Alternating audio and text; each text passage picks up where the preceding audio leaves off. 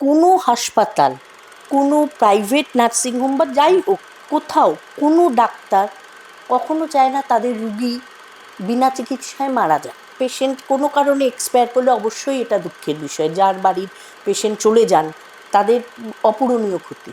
সেই মুহূর্তে মানুষের আর কি মেন্টাল আবেগটা, স্ট্যাটাসটা সেই রকম থাকে ইমোশনালি না, ইমোশনালি তারা ভেঙে পড়েন ভেঙে সেই পড়ে সময়। এবং অনেক ইনস্টিগেট করার কথাও তো থাকে। এতে ডাক্তারের কিন্তু কোনো গাফিলতি থাকে না।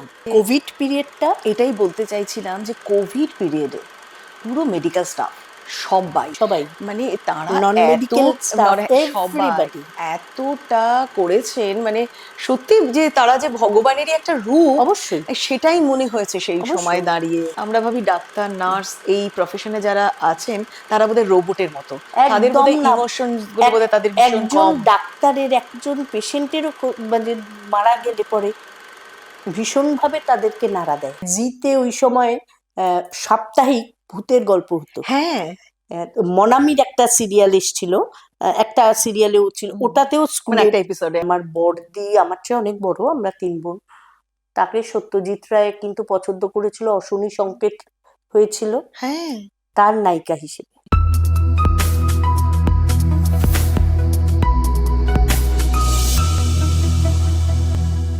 একটা মানুষ যার দিনের বেলাটা কাটে হাসপাতালের বিভিন্ন রোগীদের সঙ্গে, তাদের দেখভাল করে, তাদের ভালো রাখার দায়িত্ব নিয়ে, আবার সেই মানুষটাই যখন ক্যামেরার সামনে তখন এক্কেবারে অন্য মানুষ। সেখানে তিনি গল্প বলেন অন্য মানুষের জীবনের অভিনয়ের মাধ্যমে। আর আজ আমাদের মন চায় আড্ডায় আমরা পেয়েছি তাকে অতিথি হিসেবে। তাহলে চলুন আলাপ করে নিয়ে আমাদের আজকের বিশেষ অতিথি পারমিতা ভট্টাচার্যর সঙ্গে। দিদি, ওয়েলকাম টু মন চায় আড্ডা। নমস্কার, আমি পারমিতা ভট্টাচার্য। মন চায় আড্ডায় আসতে পেরে আমি ভীষণ আপ্লুত। আমাদেরও ভীষণ ভীষণ ভালো লাগছে, এত কাছ থেকে আমরা তোমাকে পেলাম এবং তোমার কাছ থেকে অনেক গল্প শুনতে হবে। অবশ্যই। তোমার পরিধিটা তো অনেকটা। হ্যাঁ, একদিকে যেমন তোমার একটা সেবার হাসপাতাল, হ্যাঁ জগৎ, সেবার হ্যাঁ, আবার অন্যদিকে একেবারে অভিনয় জগৎ, একদম আলাদা, নার্সিং, অ্যাক্টিং, এই দুটো একেবারে অন্যরকম জগৎকে কিভাবে তুমি ব্যালেন্স করো? ব্যালেন্স করি বলতে ভালোবাসার জগৎ অভিনয়, নাচ গান, খেলাধুলো, মানে এই দিকটা হচ্ছে আমার ভালোবাসার জগৎ। এবং আমার বাস্তব জীবনের জগৎ হচ্ছে যেটা আমি করি পেশা, আপাতত প্রধান পেশা, সেটা আমি হাসপাতালের সাথে যুক্ত। একটি বেসরকারি হাসপাতাল যাদবপুরেই আছে, KPC medical college and hospital, আমি সেখানে যুক্ত আছি। হ্যাঁ, সেখানে কাজ করতে আমার খুব ভালো লাগে, কাজটাকে খুব ভালো লাগে, করতে করতে সেটার প্রতি একটা আলাদা ভালোবাসা এসে গেছে। এত রুগী, এত লোক, এটাও একটা অদ্ভুত অভিজ্ঞতা। কারণ মানে মানুষের আজকের বর্তমান যুগে এক হচ্ছে চিকিৎসা ব্যবস্থার উপর মানুষের আস্থা নেই, হুম, আস্থা কমে যাচ্ছে, নেই হুম, বলবো না, কিন্তু এটা একদম ঠিক যে কোনো হাসপাতাল, কোনো প্রাইভেট নার্সিংহোম বা যাই হোক, কোথাও কোনো ডাক্তার কখনো চায় না তাদের রুগী বিনা চিকিৎসায় মারা যাক বা তাদের চিকিৎসা না হোক। সবটাই হয়, ঠিক মতোই হয়, কিন্তু এমন কোনো হাসপাতাল বা নার্সিংহোম বা কোথাও কেউ নেই, বা এমন কোনো ডাক্তার কিন্তু নেই যার হাতে কখনো কোনো একটা ইনসিডেন্ট ঘটেনি। তার জন্য কিন্তু হাসপাতাল খারাপ নয়। আমরা ওখানে থাকি, বিভিন্ন রুগীদের দেখি, খারাপ লাগে অবশ্যই, ওই জায়গায় তো কেউ আর ভালোবেসে আসে না। যখন রুগীরা সুস্থ হয়ে বাড়ি ফিরে যায় এবং বলে খুব ভালো লাগলো আপনার ব্যবহার, মানে সবাইকেই বলছি আমি, including medical staff, non medical staff, doctor, management, everybody, মানে কিচেন স্টাফ, আমি সবাইকেই বলছি, সবাইকে যখন ভালো বলে সেটা একটা পরম প্রাপ্তি, ভীষণ ভালো মনে লাগে। হচ্ছে যেই কাজটা করছি যে একটা আনন্দ, মনে হয় কিছু সেই পেলাম, কাজটা মানে ঠিক করে করা হ্যাঁ গেল। আমি হ্যাঁ, জাস্টিফাই করতে পারছি, একদম। একটা মানুষকে সুস্থ করতে পারছি। আজকের জীবনে কিন্তু অল্প বিস্তর প্রত্যেকের ঘরেই অসুস্থ রুগী থাকে এবং আমরা খুব পাজল হয়ে যাই যে কি করব, আবার কত টাকার ধাক্কা। কিন্তু এটা নয় কখনোই, আমি জানি না অন্যটা বলতে পারবো না, আমি আমার হাসপাতালটা বলতে পারি ভীষণ জাস্টিফাইড ওখানে সমস্ত রকম পরিষেবা এবং তার মূল্য। আচ্ছা। আর আমার হাসপাতালের প্রতি আমার একটা অসীম মানে কি বলবো ভালোবাসা, কারণ আমার 14 বছর প্রায় হয়ে গেল। এখানে তুমি 14 বছর ধরে যুক্ত আছো। হুম। আমি 2012-তে জয়েন করেছি মার্চ হুম। মাসে। হুম। তো সেখানে আমি ছোট একটা গাছ বড় হওয়ার মতো, মানে আমার জীবনের অনেকটা ধাপ, অনেক পর্যায়, ভালো খারাপ অনেক পর্যায়ে এই হাসপাতাল আমাকে অনেক দিয়েছে। এই হাসপাতালের কাছে আমি সত্যি কৃতজ্ঞ। মানে তোমার এই প্রফেশনে আসার পর থেকে এখানেই তোমার, একদম, এটাই আমার প্রধান প্রফেশন। আসলে দেখো হাসপাতালে যারা আসেন সবাই তো ভালো হবার ইচ্ছে নিয়েই আসেন। অবশ্যই আসেন। হ্যাঁ। আর সত্যি কথা বলতে মেডিকেল কলেজ অ্যান্ড হসপিটাল ব্যাপারটা কিন্তু প্রাইভেট হাসপাতাল বা নার্সিংহোমের থেকে আলাদা, কারণ মেডিকেল কলেজগুলো অবশ্যই সেখানে ফ্যাকাল্টিরা যারা কনসালটেন্টরা, আমি কারোকে ছোট করছি না, হুম। একটা আলাদা ভরসা পাওয়া যায়, একদম। কারণ প্রফেসর থাকে, অ্যাসিস্ট্যান্ট প্রফেসর, অ্যাসোসিয়েট একদম। প্রফেসর। আমার হাসপাতালের পরিষেবা কিন্তু খুব ভালো। এবার আপনি বলবেন তাই বলে কি কখনো কোনো মারদাঙ্গা হয়, এটা যেটা এখন একটা ট্রেন্ড, এটা একটা এখন ভয়ের বিষয় ভীষণ হয়ে ভীষণ দাঁড়িয়েছে। হয়েছে। যারা মেডিকেল জগতে যারা রয়েছেন, প্রচন্ড একটা মানে পেশেন্ট কোনো কারণে এক্সপায়ার করলে অবশ্যই এটা দুঃখের বিষয়, যার বাড়ির পেশেন্ট চলে যান তাদের অপূরণীয় ক্ষতি, সেটা অবশ্যই দুঃখের। কিন্তু এটাতে কিন্তু কারোর হাত থাকে না। যেমন বলছি, তখন তাদের আমরা বুঝতে পারি যে তাদের মেন্টাল মানে তাদের রেশনালিটি থাকে না চিন্তায়, কিন্তু অদ্ভুত এরকমই আবার শোনা যায় বাবা অনেক দিন ভুগছিল, ঘুমের মধ্যে না মারা গেছে, কি শান্তির মৃত্যু, মৃত্যু মানে মৃত্যু এটা তো কি, মৃত্যুই। মৃত্যু মৃত্যুই, সে মৃত্যু চলে যাওয়া মানে মৃত্যুই। সেটা দুঃখই। হ্যাঁ। সে ঘুমেই যাক, সে লসটা তো হাসপাতালের বেডে হ্যাঁ। বেডে সে যাক, লস তো তার। হুম। আমি যেটা আগে আপনাকে বললাম সেটা হচ্ছে যে কোনো ডাক্তার কোনো পর্যায়ে কখনো এটা চায় না।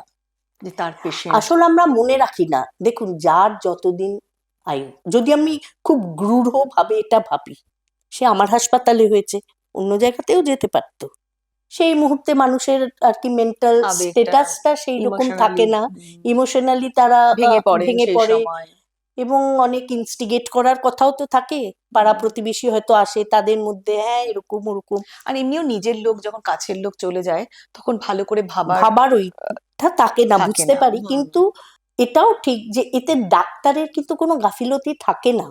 আমাদের হাসপাতালে যে ডাক্তাররা করেন, যারা ধরুন যার কনসালটেন্ট, যার আন্ডারে ভর্তি হচ্ছে, তার তো একটা ইউনিট আছে, সে তো 24 ঘন্টা থাকছে না ঠিকই, সে সকালে দেখছে বিকেলে দেখছে, কিন্তু তার ইউনিটের ডাক্তার আছে, তারা আসলে দুবেলা দেখছে, প্রয়োজন মতো যতবার দরকার হচ্ছে না, যদি ওয়ার্ড থেকে আইসিইউ থেকে বলুন যেখান থেকে বলুন ডাকছে যাচ্ছে, অনকল ডাক্তাররা যাচ্ছে। সুতরাং 24 আওয়ার্স ব্যাপারটা কিন্তু মনিটরিং হয়, সেবা, তাদের খাওয়া দাওয়া, তাদেরকে পথ্য দেওয়া। এখন কোনো কার একটা কোন এক্সপেকটেশনে রিচ করাটা তো ইন্ডিভিজুয়ালি সম্ভব নয়, এক। 2 নম্বর হচ্ছে যে কখন কার সাথে কি ইনসিডেন্ট ঘটে আমরাও কিন্তু উই আর নট অ্যাওয়্যার, আমরা জানবো কি করে, হাউ ডু উই নো, আমরা তো জানতে পারি না, হচ্ছে। কিন্তু আমার হাসপাতালের অভিজ্ঞতা ভালো এবং মন্দ, বেদনাদায়ক এটাই। দুটোই, এই কারণ যে কোভিড পিরিয়ডটা এটাই বলতে চাইছিলাম যে কোভিড পিরিয়ডে পুরো মেডিকেল স্টাফ সবাই, সবাই যে যেখানে, মানে প্যারামেডিক্যাল স্টাফ থেকে শুরু করে ডক্টর নার্স সবাই সবাই, সবাই সবাই, মানে তারা নন এত মেডিকেল স্টাফ, সবাই এভরিবডি, এতটা করেছেন, মানে সত্যি যে তারা যে ভগবানেরই একটা রূপ, অবশ্যই সেটাই মনে হয়েছে সেই সময় অবশ্যই। দাঁড়িয়ে। এবং বহু ডাক্তার চলে গেছেন। চলে গেছেন। আমাদের এখানে যে গাইনোকোলজিস্ট ছিলেন ডক্টর এস এম ভট্টাচার্য, অত্যন্ত নামকরা ডাক্তার, উনি চলে গেলেন। অনেক ডাক্তার চলে গেছেন আমাদের এখানের, এবং অনেক ইয়াং ডাক্তার চলে গেছেন। তো তাদের বাড়ির লোকরা কি বলবে? সেই সময় সত্যি কথা যেভাবে সাপোর্টটা দেওয়া হয়েছিল, প্রচুর, সত্যি প্রত্যেকটা জায়গাতেই দিয়েছে।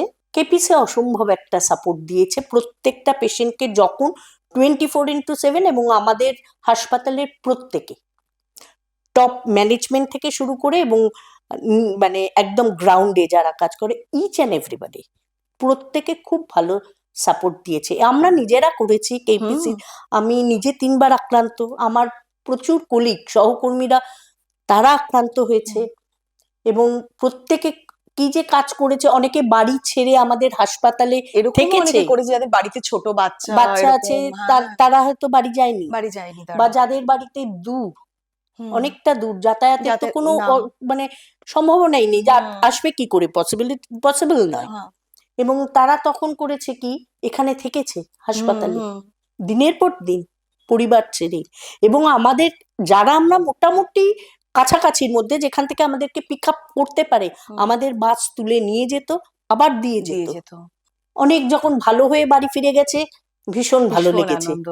আবার কিছু আছে যে খুব অপ্রত্যাশিত ঘটনা, এটাই বলছিলাম। আমার যেরকম, হ্যাঁ, যে আপনি এরকম যদি কোনো বলেন, ঘটনা, হ্যাঁ, হ্যাঁ, আমাদের টেলিফোন কল করাতাম, হুম, কারণ কেপিসিতে যখন, কেপিসি বলে না, কোভিড পিরিয়ডে তো কোনো ভিজিটিং আওয়ার্স বলে কিছু ছিল না, পেশেন্টদের নিয়ে আসতো, হুম, এবং তারপরে 7 দিন 14 দিন 17 দিন থাকার পর ছুটি হলে বাড়ি যেত। হুম, ইন দ্য মিন টাইম এতটা পিরিয়ড কোভিড হয়েছে, হুম, এটা একটা ভীষণ মানসিক চাপ সবার ক্ষেত্রে। সবার, সেক্ষেত্রে পেশেন্ট আসার পর তাদের বাড়ির লোকের তার উদ্বেগ, হুম, ভীষণ টেনশন, হুম, অ্যাজ ওয়েল অ্যাজ যে পেশেন্ট, তারও কিন্তু ভালো লাগছে না, না, কারণ সে তো ভীষণভাবে দুশ্চিন্তাগ্রস্ত, তার মন খারাপ, শরীর খারাপ, অটোমেটিক্যালি সে তো ডাউন।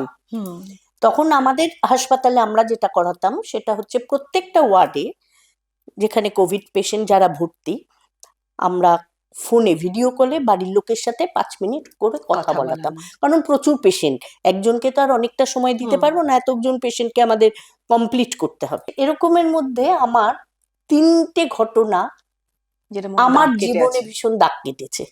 তার 1 নম্বর ঘটনা হচ্ছে, আমি একদিন কল করাতে গেছি, এক ভদ্রমহিলাকে আমি কল করিয়েছি, সেটা আমাদের মেল টিবি চেস্ট ওয়ার্ড ছিল।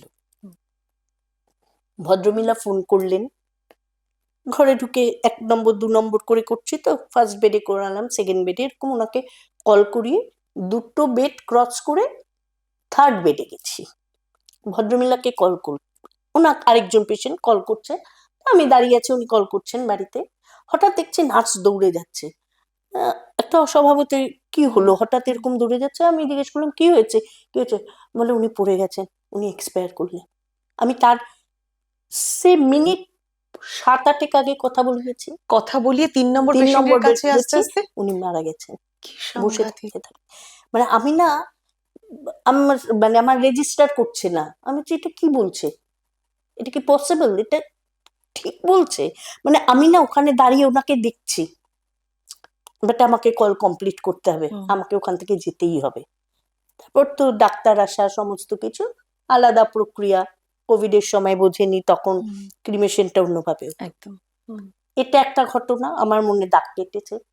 ঠিক সিমিলারলি আরেকদিন কল করাতে ঢুকেছি, সেটা মেল ওয়ার্ড ছিল, এটা যেরকম ফিমেল, ওটা মেল ওয়ার্ড। ঢুকেই দেখছি একজন বয়স্ক দাদু শুয়ে আছেন, আচ্ছা দাদু ওঠো, জাস্ট হয় না, আমরা জাস্ট দাদু ওঠো, কথা বলবে না, তা দেখছি শুয়ে আছে। আমি ভাবলাম সেকেন্ড, বয়স্ক মানুষ, শরীর ভালো না, এরকম ডাকছি, যাই, পরের বেডে কথা বলাতে গেলাম, এরকম 2-3জনকে কথা বলিয়েছে, ও দাদু ওঠো, কথা বলবে তো, আমি ডাকছি, মানে তখনও কিন্তু নট টোটালি, মানে ঠান্ডা না। হুম, নার্স এসে বলছে, দিদি উনি না এক্সপায়ার করেছে। হুম, আমি হুম। না হাঁ করে তাকিয়ে, মানে আমি তুমি ভাবছো কথা ভাবতে পারছি, বলাবে। আমি কথা বলাবো ভাবছি, হুম, আমি মানে, মানে এটা কি করে সম্ভব এরকম। আর যেটা সব থেকে বেশি আমার খারাপ লাগে, সেটা ICU 4, আমি গেছি কথা বলাতে, সবাইকে কথা বলিয়ে বলিয়ে আসছি, বেড নাম্বার আমার কারেক্ট মনে নেই, পেশেন্টের নাম ভাস্কর সামথিং ছিল, আমার টাইটেলটাও মনে নেই, বাট আই ডিস্টিংক্টলি রিমেম্বার পেশেন্টের নাম ভাস্কর ছিল। এটা মনে হওয়ার কারণ, সে 40s ঘরের, 40 বছরে, ওই 40-এর ঘরের পেশেন্ট, অত্যন্ত সুঠাম, মানে কি বলবো, চেহারা। স্বাস্থ্য। আমি যখন কল করাচ্ছি, ফাইলটা নিয়ে আগে দেখে কল করিয়েছি, করিয়ে আসছি যে এবার বেড নাম্বার ওখানে আসবো, একজন বয়স্ক লোক ধরেছে, বলছে আমি তো বলছি কেপিসি থেকে কল করছি। বলার পর আমি যখন কল করাতে যাব দেখি ওই ভদ্রলোক মারা গেছে। মানে যার সঙ্গে কথা কথা বলাবে, আর ফোনটা রিসিভ করেছে তার বাবা। তাকে আর ছেলে, তার পেশেন্ট ছেলে, ছেলে। পেশেন্ট ছেলে, তাকে র্যাপ করা হচ্ছে। আমি ভাবছি এখন আমি কি বলবো। তো বলছে হ্যাঁ বলুন। বয়স্ক ভদ্রলোক, হ্যাঁ আমি জানি কেপিসিতে আমার ছেলে, ও তো আইসিইউতে ভর্তি, আর ওর মা মানে আমার স্ত্রী ফিমেল ওয়ার্ডে 3 তলায় মানে ভর্তি। মা ছেলে দুজনেই ভর্তি। দুজনে ভর্তি, মা উপরে। মানে আমি না জানতেও পারছেন না নিচে কি নিচে হয়ে কি গেল। হচ্ছে। আমি মানে ঠিক আছে, হ্যাঁ মানে ওই আপনার স্ত্রীকে ফোনটা করাবো, মানে আমি এখানে না কোনো যুক্তি নেই। আমি যে তখন ঠিক কি বলেছিলাম আমি এখন মনে নেই, কিন্তু ওই চাপটা আমি মানে এটা একটা ভীষণ মানসিক চাপ, মানে কষ্ট হয়েছে। সরাসরি বলে দেওয়াটা তো সম্ভব হচ্ছিল সম্ভব না। হচ্ছেই না। আমি ভাবছি এটা কি, মানে এটাও সম্ভব? আমরা ভাবি ডাক্তার নার্স এই প্রফেশনে যারা আছেন তারা বোধহয় রোবটের মতো, তাদের একদম বোধহয় না। ইমোশনস গুলো এক বোধহয় তাদের ভীষণ একজন কম। ডাক্তারের একজন পেশেন্টেরও মানে মারা গেলে পরে ভীষণভাবে তাদেরকে নাড়া দেয়। এবং হাসপাতাল প্রত্যেকটা কর্মী, যে সবাই তো আর প্রত্যেকটা পেশেন্টকে নিয়ে কাজ করে না, হুম। এবং সবকটা কেস সবাই জানতে পারে না, কিন্তু যে যতটা জানতে পারে, যতটা তাদের পরিধি, প্রত্যেকে কিন্তু আপ্রাণ চেষ্টা করে, এবং তার মধ্যে স্নেহ, মমতা, ভালোবাসা, অনেস্টি সবটাই থাকে। মানুষের ধারণা একটু ভুল, এটা কেন জানি না, হয়তো কিরকম বদলাবে। অভিজ্ঞতার মধ্যে দিয়ে কে কে কেমন কে ভাবে যান বা কিভাবে দেখেন কোন দেখেন, চোখে, বা কোথায় কি অভিজ্ঞতা হয়েছিল সেটার ক্যারি জেনারেলাইজ করে। করছেন কিনা, হুম। ক্যারি ফরওয়ার্ড হচ্ছে তার চিন্তাধারায়, যে হুম। ওখানে হয়েছিল তাহলে তো এরকমই এরকমই হবে। হবে। হ্যাঁ। হয় না। হাসপাতাল একটা, আবার হাসপাতালের অনেক ভালো স্মৃতি। আমি খুব উপকৃত, কারণ আমার হাজবেন্ড ভীষণ অসুস্থ, মানে আমি জয়েন করেছি 12তে, 13 থেকে উনি অসুস্থ। আমার ম্যানেজমেন্টের টপ থেকে শুরু করে আর নিচের প্রত্যেকে আমার সহকর্মীরা, আমি খুব সহযোগিতা পেয়েছি হুম। সমস্ত দিক থেকে। এবং আমাদের এটা একটা পরিবার। স্পেশালি আমার যেরকম, আমি আমার চিফ ম্যানেজার, সে পোস্টে, তার নাম তনিমা কুন্ডু, এবং আরেকজন আছেন সে ম্যানেজার, তার নাম প্রশান্ত। এদের কথা, এবং আরো তার সাথে আরো অনেকেই আছেন, সৌভিক বলে একজন আছেন, অশোক আছেন, অনেকে আছেন, রমা আছে, তাপসী আছে, মানে প্রচুর প্রচুর স্টাফ আমরা হুম। আছি। প্রত্যেকে কিন্তু খুব সহজ, এবং প্রত্যেকে প্রত্যেকের কাজটা যে কতটা ডেডিকেটলি করে এটা না দেখলে বোঝা যায় না। এটা মানে কি বলবো, কৃতজ্ঞ বললেও কম বলা হয়। আমার ম্যানেজমেন্টে আমাদের যারা আছেন তাদের কাছে, একদম হায়ার ম্যানেজমেন্ট থেকে শুরু করে, এবং বিশেষ করে এই যে তনিমা এবং প্রশান্ত বললাম, এদের কাছে আমি ভীষণ কৃতজ্ঞ।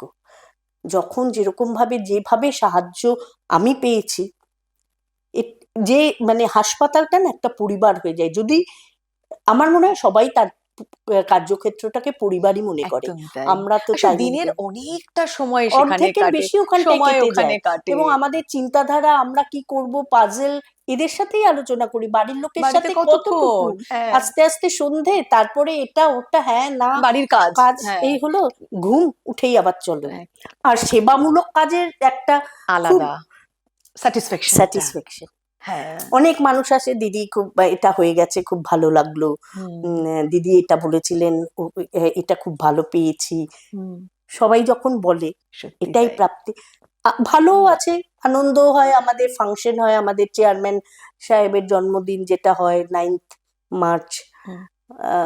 আমাদের ইনগরেশন ডে, মানে হুম। কি বলবো, প্রতিষ্ঠা দিবস। প্রতিষ্ঠা দিবস, ফাংশন, খাওয়া দাওয়া, আমাদের ম্যানেজমেন্টের লোকরা আমাদের সাথে, খেলা হয়, স্পোর্টস হয়। এই বাহ! কিছুদিন আগে আমরা মানে মেল ক্রিকেট তো টুর্নামেন্ট হয়, ফিমেল ক্রিকেট টুর্নামেন্ট খুব হলো। ভালো। এই খুব, খেলার কথা শুনেই যেটা হ্যাঁ, মনে হলো, বলতে ইচ্ছে করছে, তোমার তো ছোটবেলাতে ভীষণ তুমি খেলাধুলা করতে। প্রচন্ড। স্কুলে মানে স্কুলের বন্ধুদের সাথে যদি এখন দেখা হয়, বলে এখন মন বসে, মানে ওর প্রথমত ওরা ভাবতে পারে না আমি এতটা মানে ফুট অন করেছি, কারণ হুম। তখন আমি ভীষণ রোগা ছিলাম, ছিপছিপে। যা হয় স্কুল, হ্যাঁ। এক ছোট, আর তার মধ্যে সারাক্ষণ খেলাধুলো। মাঠে হ্যাঁ, প্রচন্ড ভালোবাসি। তুমি উম, কোন খেলাগুলো খেলতে? আমরা আমি কিন্তু স্কুলে ডিস্ট্রিক্ট চ্যাম্পিয়ন, উফ, এবং জুনিয়র ইন্টারমিডিয়েট সিনিয়র গ্রুপ যে হয় হ্যাঁ হ্যাঁ, প্রত্যেকটাতেই। এবং তখন এই ডিস্ট্রিক্টের খেলাগুলো হতো প্রেসিডেন্সির মাঠে, ওদের হ্যাঁ হ্যাঁ, মাঠটা ভীষণ বড়। ভীষণ বড়।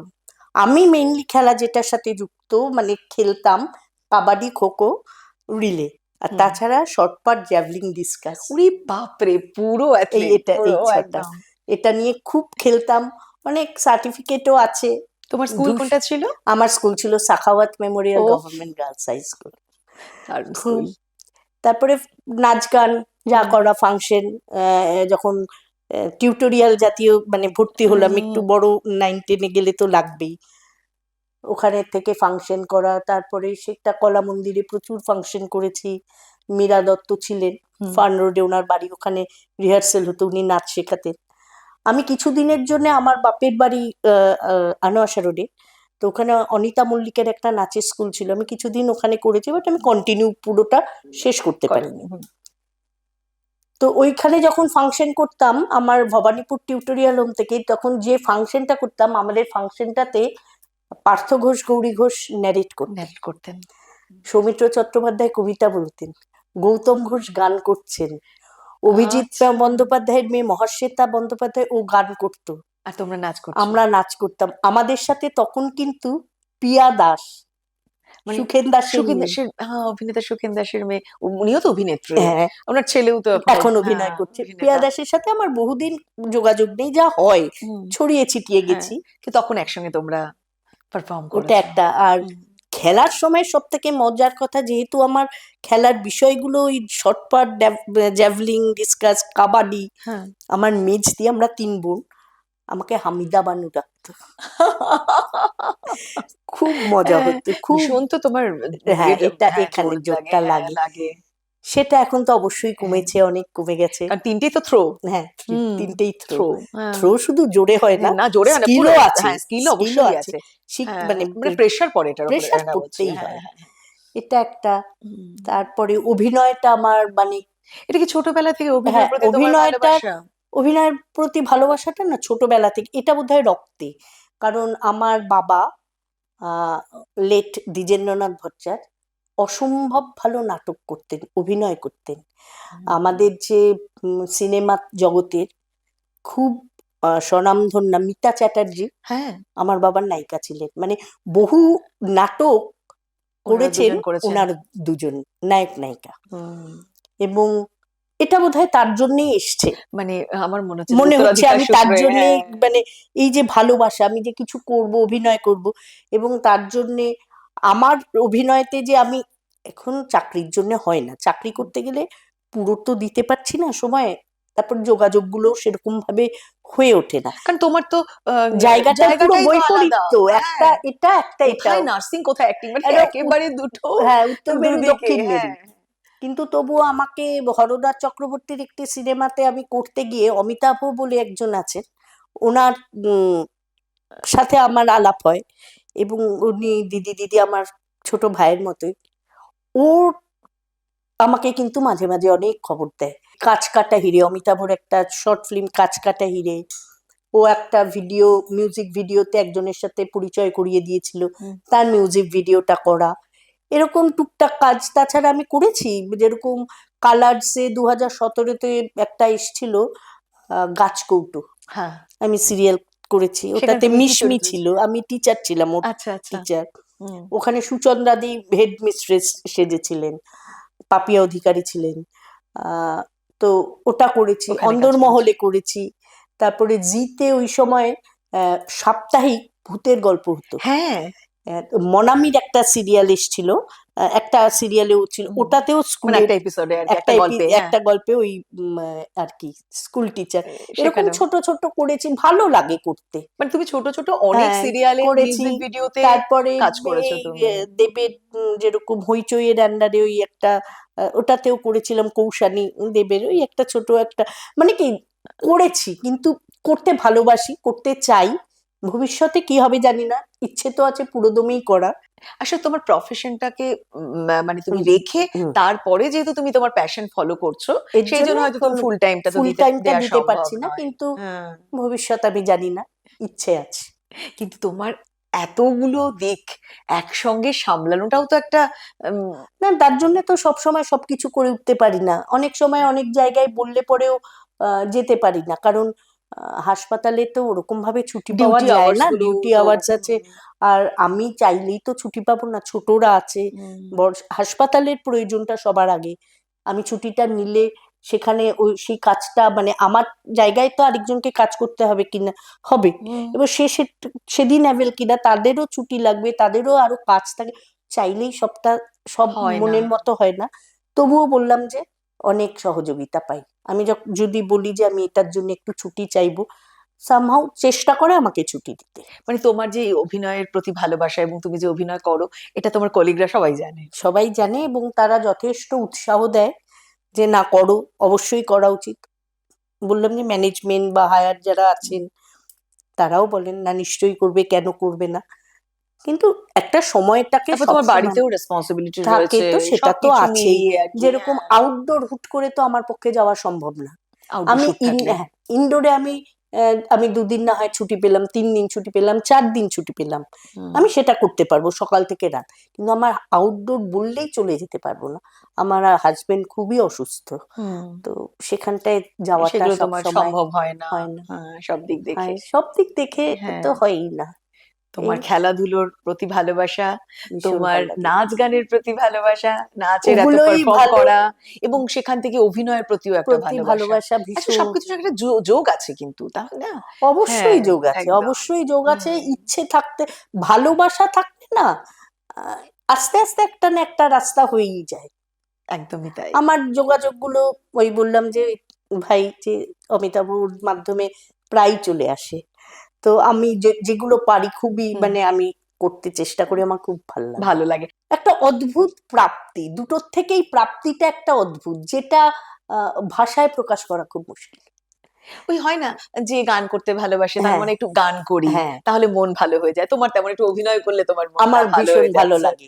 আবার একদমই তাই। কখনো যখন অফিসে যাই, কাজটা করে দিতে পারলে না, দিনের শেষে মনে হয় না মোটামুটি ঠিকই হয়েছে আজকে সব, এটা একটা ভালো লাগা। ভালো লাগা। সারাদিনের কাজের পর আমরা সবাই যখন মাঝে মধ্যে কফি খাই, হ্যাঁ, একটু গল্প করি, হাসি ঠাট্টা করি, এটা হচ্ছে আমাদের অক্সিজেন। এটাকে খুব মিস করি যখন ছুটি নিই। কিন্তু ছুটিটা মেইনলি নেই ইদার ফ্যামিলির জন্যে, যেটা হয় সবাই নেয়, হুম, নয়তো শারীরিক কারণ বা হুম, কিছু কাজ থেকেই যায়। থেকেই যায়। যারা চাকরি করে তাদের না নিজস্ব কাজ কিছু থেকে যায়, যেটা সব সময় করা যায় না, যেটা হাউস ওয়াইফরা করতে পারে। একদম। আর তোমাদের তো ছুটি ওইভাবে হয় না, না? মানে ওরকম তোমাদের তো তো ওরকম সানডেতেই ছুটি ওরকম তো হয় না, হ্যাঁ, তোমাদের না, হয়? আমাদের হয়। তোমাদের ডে গুলো কিরকম ভাবে আমাদের আসে?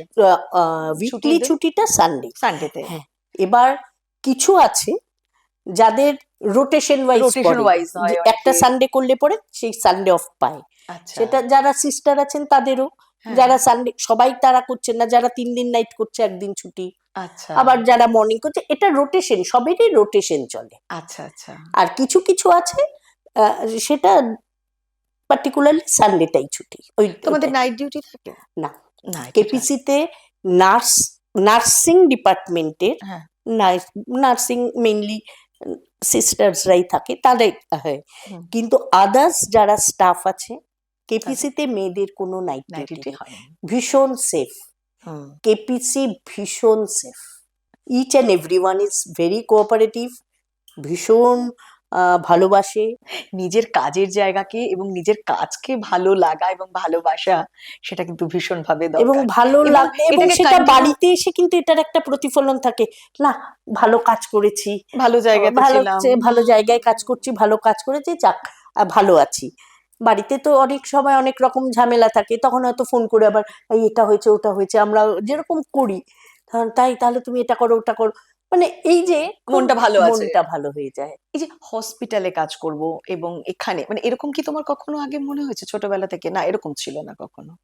এটা ভাবনার কিন্তু মধ্যে ছিল ছিল? না, না, আমার ভাবনার মধ্যে কিন্তু এই নাচ গানটাই ছিল, হুম, মানে এটাতে বা তোমার চলে আসা। অভিনয় করব এটাই ছিল। হুম, কিন্তু ওই যে চলে আসা ডেস্টিনি। আনপ্রেডিক্টেবল। মানে destiny তোমার কিন্তু জীবন কোথায়, তোমার ডেস্টিনি কি, নিয়ে ইউ যাবে। Never know. এটা হ্যাঁ। হয়েছে। এবং তারপর তুমি ভালোবেসে ফেলেছো। কিন্তু ওখানে কাজ করতে ঢুকে আমি কেপিসিকে ভালোবেসে ভালোবেসে ফেলেছি, এই ফেলেছো। প্রফেশনকে ভালোবেসে ভালোবেসে ফেলেছি। তোমার অ্যাক্টিং এ তোমার প্রথম ব্রেকটা কি কখন এসেছিল, মানে প্রথম সুযোগটা, সেটা মনে পড়ে? সেটাই ওই হরনাথ চক্রবর্তী ফিল্মে এসেছিল। কোনো একজন মানে সেই কাজটা দিয়ে তোমার প্রথম প্রথম, অভিনয় এবং জগতে আসা। তারপরে কিন্তু এই অমিতাভ এবং তারপরে মাঝে মধ্যে এই সিরিয়ালটা, হুম, ওই চন্দ্রশেখর দা বলে একজন আছেন, ওনার থ্রুতে আমি গাছকৌটো সিরিয়ালটা করি। আচ্ছা এবং আচ্ছা আচ্ছা। ওটা করার সুবাদেই পেয়েছে অন্দরমহল। ওটা করার সুবাদেই কিন্তু ওই সাপ্তাহিক মানে ভূতের ভূতের গল্পে গল্প চান্স পর পর পেয়েছে। পর পর এসে পরপর গেছে। ওগুলো এসছে। তারপর অমিতাভ মাঝে মাঝে বলেছে। আবার মাঝখানে একটু বেশ কয়েকদিন আবার কিছুই করিনি, কারণ করিনি আমার হাজবেন্ড বেশি অসুস্থ হয়ে অসুস্থ পড়েন। ছিলেন তখন। আহ, এরকম বিভিন্ন রকম এখন তো তোমার জীবনে। এই যে এতগুলো তুমি ফিল্মে কাজ করেছো, তুমি সিরিয়ালে কাজ করেছো, তুমি মিউজিক অ্যালবামে কাজ করেছো, কোনটা তোমার বেশি ভালো লেগেছে কাজ করতে? আমার কিন্তু ওই মানে মিউজিক অ্যালবাম ভালো। এটা একটা না, এগুলো একটা অন্যরকম। সবগুলো তো এক্সপিরিয়েন্স একটু আলাদা আলাদা। সিরিয়ালটা ভালো লাগে, ভালো লাগে। প্রতিদিন নিজে আসছি, হ্যাঁ, আর প্রতিদিনই আসছি, প্রথম দিনই স্ক্রিনে দেখছি নিজেকে। দেখছি, হ্যাঁ। আমার কাছে প্রথমবার ভালো যখন লাগে। নিজেকে দেখলে স্ক্রিনে, কেমন লাগলো তোমার? ভীষণ ভালো, ভীষণ ভালো। কিন্তু মনে হলো কি, এটা বেশি হয়ে গেল, না এটা কি ভুল করেছি, আর একটু অন্যরকম হওয়া উচিত হ্যাঁ, ছিল, এটা তো নিজের এগুলো সবসময় একটা একটা। মনে হয়। হ্যাঁ। খুব ভালো লেগেছে, ভীষণ ভালো, মানে আর এটা বাড়ির লোকের কেমন রিয়াকশন ছিল? অবশ্যই ভালো, ভীষণ ভালো তুমি তাতে। অভিনয় যখন আসতে চাইলে সাপোর্ট ছিল বাড়ির, না, ফ্যামিলি থেকে? আমাদের ছোটবেলা ভীষণ রক্ষণশীল পরিবার। কারণ আমার বড়দি আমার চেয়ে অনেক বড়, আমরা 3 বোন। তাকে সত্যজিৎ রায় কিন্তু পছন্দ করেছিল, অশনি সংকেত হয়েছিল হ্যাঁ। তার নায়িকা হিসেবে। আমার দাদু রাজি হননি। আচ্ছা। তো আমরা সেটা, বলতেই পারবে না। এগুলো সব কিন্তু আমার বিয়ের পর। ও। আমার শ্বশুর বাড়ি খুব সাপোর্টিভ, আমার শাশুড়ি খুব সবার সাপোর্টিভ। উল্টোটা হয় অনেকেরই। না, আমার শ্বশুর বাড়ি ভীষণ সাপোর্টিভ। হুম। এমনকি এই গাছকৌটোরি সিরিয়াল এটার শুটিং করে যখন বেশ অনেকটা রাত্রিরেই বাড়ি ফিরেছি, আমার শ্বশুর বাড়ি খুব সাপোর্টিভ। সেই প্রত্যেকে খুব সাপোর্টটা তুমি ভালো, পেয়েছো খুব তোমার কাজের খুব ভালো, ব্যাপারে। প্রত্যেকে খুব ভালো, অবশ্যই পেয়েছি। এখন চুলচেরা বিচার করলে চলবে না, আমরা কেউ পারফেক্ট নেই। তো শ্বশুর বাড়ি নিয়ে চুলচেরা বিচার করাটা আমার মনে হয় ঠিক না। কখনো হয়তো মন খারাপ হলো, কখনো একটু বকা খেলাম বা একটু মনোমালিন্য হলো, তখন মনটা খারাপ লাগলো, বাট ওটা ওখানে, ওটা আমার বাপের বাড়িতেও হয়, আমার ভাই একদম বোনদের মধ্যেও হয়। একদমই বাবা তাই। মারাও তো প্রচন্ডই বকাবকি করতো। নিজেদের ভাই বোনদের সঙ্গে একসাথে একসাথে থাকলেও তো থাকলেও তো হবেই, এটা হচ্ছে। সুতরাং হ্যাঁ। কিন্তু আমি জানি না, অনেকে বলে আমার শ্বশুর বাড়ি খুব সাপোর্টিভ, আমি এই কাজগুলো যে করি তারা জানেন, তাদেরকে জানাই, আনন্দই পায়। আমার ননদরা বলুন, দেওররা বলুন, আমার জায়েরা বলুন, ইচ অ্যান্ড এভরিওয়ান, প্রত্যেকে খুব সাপোর্টিভ। আগামী দিনে তুমি কি ধরনের কাজ করতে চাও? যতদিন সেবামূলক কাজের সাথে যুক্ত থাকতে পারবো তা তো করবই। অভিনয়টাই চাই, অভিনয়ের সাথে যুক্ত হতে আরো বেশি করে, বিভিন্ন চরিত্র। হুম। তোমার চরিত্র চরিত্র বললে তোমার কি ধরনের চরিত্র, তোমার এরকম কোনো কিছু একটা আছে মানে পার্টিকুলার? পার্টিকুলার একটু হয় না, যে এই চরিত্রগুলোকে নিয়ে একটু ভাবতে হবে, হুম। আমার ওই একটু চরিত্রগুলো করতে কমপ্লেক্স একটুখানি। একটু কমপ্লেক্স। হ্যাঁ। এই চরিত্রটি নেগেটিভ নাই পজিটিভ, হ্যাঁ। বা আর আমার চরিত্রের মধ্যে একটু নেগেটিভ ক্যারেক্টার করতে ভালো লাগে, আমার মনে হয় ওটা একটু চ্যালেঞ্জিং। মনে ভালো হয় তো অনেক অনেক ভালো তো রকম ভাবে। সবকিছু ভালো মেনে নেওয়াটাই ভালো, কিন্তু বা একটু হয় না, একটু টুইস্ট থাকবে হুম হুম চরিত্রে, হুম। বা মনে হয় কিছু একটা প্রকাশ করার একটা সুযোগ প্রতিবাদী আছে। চরিত্র, কোনো একটা নারীর চরিত্র বেশ প্রতিবাদী। হুম হুম। ওটাতে মানে নিজেকে ভালো করে প্রকাশ করা আমার মনে যাচ্ছে, হয়, হ্যাঁ, অভিনয়টা ফুটিয়ে আমার তোলা ওখানটা যাচ্ছে। আমার ওই ধরনের ভালো লাগে। চরিত্রগুলো ভালো লাগে। আজকে মন চায় আড্ডায় তুমি এসছো, তোমার সঙ্গে গল্প করছি। সেখানেই যদি আমাদের কোনো দর্শক বন্ধু এমন থাকতেই পারেন যার হয়তো এইরকম প্রফেশন আর প্যাশনের মধ্যে কি করে ব্যালেন্স করতে হবে ঠিক বুঝতে পারছেন না, বা তার ইচ্ছে যে একটা অন্য, আমার যেটা ভালো লাগে সেটা আমি করব, কিন্তু ঠিক একটু দ্বিধার মধ্যে রয়েছেন, তাদের জন্য তুমি কি বলবে? না, দ্বিধাটাকে কাটাতে হবে, নিজের মধ্যে সেই বিশ্বাসটা আনতে হবে। কোনো কিছু সহজ না, হুম। সহজে কিছু পাওয়া যায় না, তোমাকে দিতে হবে, টাইম ম্যানেজমেন্ট তোমাকে করতে হবে, এবং অনেস্টি। হুম, আমি যদি ছুটি নেই শুটিং এর জন্য, আমি কিন্তু বলবোই আমি শুটিং এর জন্য ছুটি নিচ্ছি। সেক্ষেত্রে প্রফেশনের জায়গায় তোমাকে কি সাজেস্ট করে দেখো, এবং তোমার কাছে কোনটা বেশি প্রয়োজন। আমি খুব লাকি, আমি আমার অর্গানাইজেশন থেকে সাপোর্ট পাই। সবার আগে বলবো নিজেকে ঠিক করতে হবে, খুব স্থিরভাবে চিন্তা করতে হবে, কিচ্ছু অসম্ভব না। পারে না, আজকের যুগে কোনো নারী কোনো কিছু পারে না, এটা হয় না, পারে। এটাকে ম্যানেজ করতে হবে, টাইম ম্যানেজমেন্ট টাইম একটা ম্যানেজমেন্টটা খুব করতে বড়। হবে। তোমাকে ফোকাস রাখতে হবে, হুম, তোমাকে বুঝতে হবে কোনটা তোমার মেয়ে, কোনটা তোমার আসল। তুমি যে করতে পারো, আগে নিজে বিশ্বাস করো, তোমাকে অন্য বিশ্বাস করবে, তুমি পারবে করতে। ভালো বললে, খুব ভালো বললে। আমাদের গল্প তো চলছেই, আড্ডা চলছেই, চলছে, এটা নেভার এন্ডিং। নেভার এন্ডিং, একদম তাই। আমরা এবার একটু মজার খেলায় যাই। এটা একটা র্যাপিড ফায়ার রাউন্ড, ঝটপট জবাব, কোনো রাইট রং নেই। তোমার মাথায় যেটা আসবে তুমি সেটাই বলবে, ঠিক আছে? চা না কফি? কফি। পাহাড় না সমুদ্র? সমুদ্র। তোমার ড্রিম ডিরেক্টর? সৃজিত। তুমি তার সঙ্গে কাজ করতে চাইবে? অবশ্যই। তোমার সেলিব্রিটি ক্রাশ? সেরকম ভাবে দেখতে গেলে সলমান খান স্টিল। তোমার মন ভালো রাখার জন্য তুমি কি করো? মন ভালো, নিজের সাথে নিজে সময় কাটাই, গান, গল্প পড়া। এমন কোনো গান আছে যেটা তোমার যদি মন খারাপ থাকে মুহূর্তে মন ভালো করে দিতে পারে? অনেক গানই আছে, আশিকি টুর গানগুলো বর্তমানে খুব বেশি মনের মধ্যে ডাক কাটে এখনো। তোমার পছন্দের খাবার মোগলাই না চাইনিজ? চাইনিজ। চাইনিজ খেতে খুব ভালো লাগে। তুমি যদি একটা দিন ছুটি পাও তুমি কিভাবে কাটাতে চাইবে? আড্ডার ভাষাতে যদি বলতে চাই, ল্যাদ খেয়ে। হ্যাঁ, এটা বোধহয় সবাই খুব তাড়াতাড়ি বুঝতে পেরেছে। তুমি এই যে শব্দটা ব্যবহার করেছো সবাই খুব তাড়াতাড়ি বুঝতে মানে পেরেছে। একদম আমি এর জন্যই বললাম, মানে একদম কোনো নিয়ম না মেনে শুয়ে বসে কোনো নিজের রকমে মতো করে। নিজের মতো, মানে যেন, মানে কি বলবো, ভাবতেই মজা লাগে। আমারও, তুমি বললে তাতে আমারও খুব ভালো লাগলো। একদম। নিজেকে একটা শব্দে যদি তুমি বলতে চাও কি বলবে? আত্মবিশ্বাসী। আজ মন চায় আড্ডায় এসে তোমার মন কি চাইছে? আরো গল্প করি, সময়টা অনেকটা আরো চলতে থাকুক, ভীষণ ভালো লাগছে। আমারও এই ভীষণ ভালো ভালো লাগছে। লাগাটা আমি ঠিক ভাষায় হয়তো প্রকাশ করতে, ভীষণ ভালো লাগছে একবারে, ভীষণ আহ, মানে মনে হচ্ছে আরো কত কথা বলা হলো না। হ্যাঁ, একদম তাই। আমারও আজকে তোমার সঙ্গে কথা বলতে গিয়ে মনে হলো আমার অনেক কথা জানা হলো না, তোমার বোধহয় আরো অনেক কথা বলার ছিল। একদম এক্স্যাক্টলি এটাই মনে হচ্ছে। আড্ডা তো থামতে চায় না, না? আড্ডা মনে হয় চলুক আর চলুক। কি। হ্যাঁ, কিন্তু ওই যে সময়ের জন্য সময়, কোথায় একটা আমাদের ওটাই, থামাতে হবে, থামতে হবে। সময় চালাচ্ছে তো। তবে এই আশাটা নিয়ে আমরা থামছি যে এইরকম আড্ডা আরো একবার হবে। অবশ্যই। আমার ভীষণ ভালো লাগলো, আমার আশা থাকলো আমি আবার আসবো, আবার এই আড্ডায় আবার আড্ডা দিতে আসবো, ভীষণ ভালো লাগছে। থ্যাংক ইউ সো মাচ তোমাকে পারমিতা দি, আজ মন চায় আড্ডায় আসার জন্য এবং তোমার জার্নি আমাদের সঙ্গে শেয়ার করার জন্য। আমারও ভীষণ ভালো লাগছে আপনার সাথে আড্ডা দিয়ে, এবং দর্শকদের বলবো প্রত্যেকে ভালো থাকবেন, শুভকামনা। মন চায় আড্ডার তরফ থেকে এই ছোট্ট একটা উপহার তোমার জন্য। থ্যাংক ইউ, ভীষণ ভীষণ তোমাকে ধন্যবাদ। পারমিতাদির গল্প থেকে আমরা এটা জানতে পারলাম যে কিভাবে প্রফেশন আর প্যাশনকে একসাথে নিয়ে যাওয়া যায় যদি ইচ্ছে আর ডেডিকেশন থাকে।